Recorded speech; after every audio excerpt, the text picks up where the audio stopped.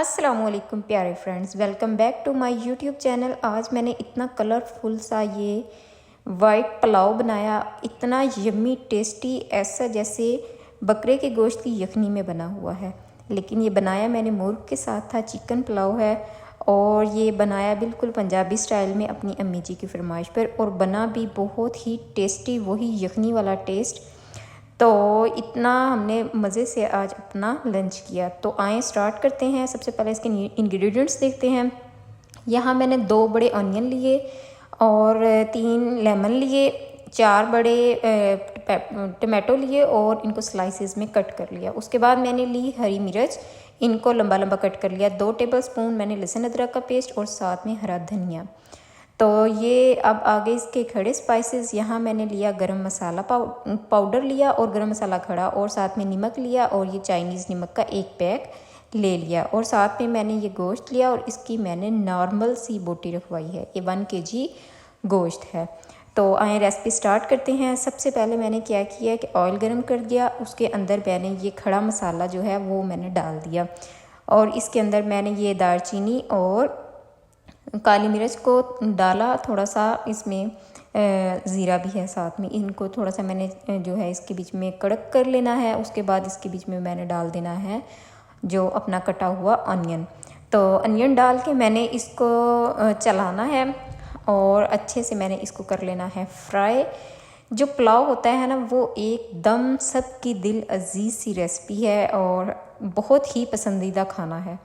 تو کچھ لوگ ایسے ہوتے ہیں، میری دادی اماں وہ پلاؤ پسند کیا کرتی تھی، بریانی کو نہیں پسند کرتی تھی۔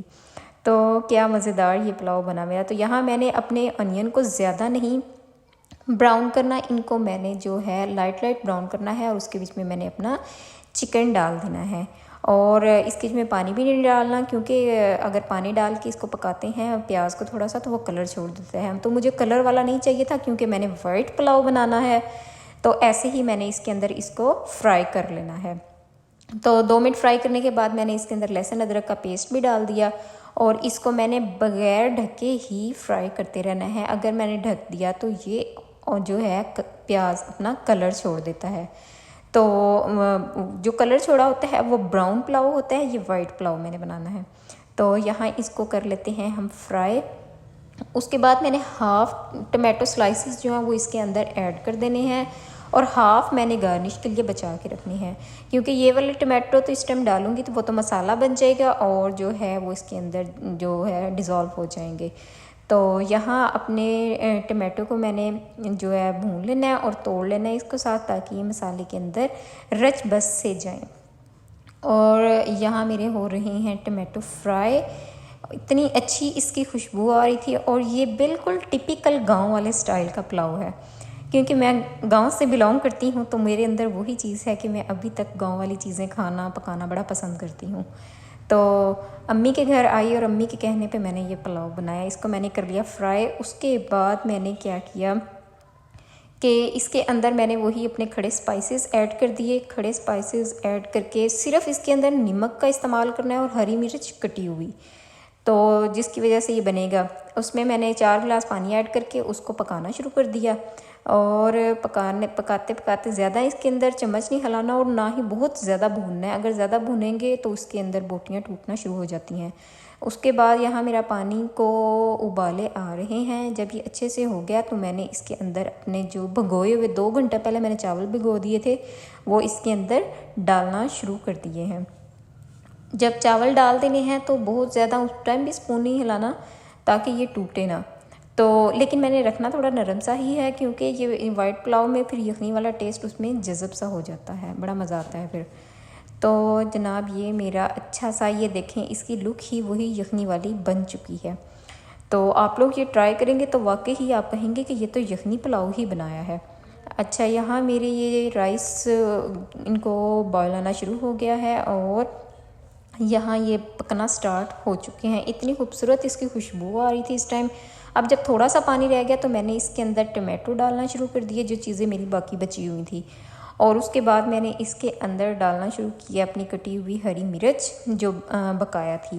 یہ کٹی ہوئی ہری مرچ اتنا اچھا ٹیسٹ دیتی ہے، اور اس کے بعد لیمن میں نے ڈال دیے سارے کے سارے، اور اس کے بعد میں نے اس کے اندر ایڈ کر دیا ہرا دھنیا، اور ہرا دھنیا کی، اور یہ جو ایک ان کی لک آتی ہے اوپر رائس کے، وہ اتنی اچھی لگتی ہے، کیونکہ اگر مسالے میں ڈال دیں گے وہ تو اس کے بیچ میں ختم ہو جائیں گے، اس ٹائم میں یہ موٹا موٹا نظر آتا ہے دم لگنے کے بعد بھی۔ تو یہاں میرے رائس میں پانی ہو چکا ہے ختم آلموسٹ، اور اب یہ تقریباً ہے دم لگانے کے نزدیک۔ تو جو تھوڑا سا بہت پانی ہے وہ اس کے اندر سے میں ڈرائی ہونے دوں گی، اور فلیم میں نے بالکل یہاں لو کر لیا ہے۔ اگر ہائی فلیم کریں گے تو یہ چاول نیچے لگنے لگ جاتے ہیں، تو ان کو سلو سپون چلا کے میں نے ان کو پکا سا لینا ہے تھوڑا سا، اور اس کے بیچ میں تقریباً ہاف کنی میری رہ چکی ہے جو کہ دم کے اندر پوری ہو جائے گی۔ تو یہاں میرے چاول بالکل دم کے لیے ہو گئی ہیں ریڈی، اور ان کو اب میں لگا لوں گی دم، فلیم کر دوں گی بالکل ڈاؤن، اور رومال کے ساتھ میں نے ان کو لگا لیا ہے دم۔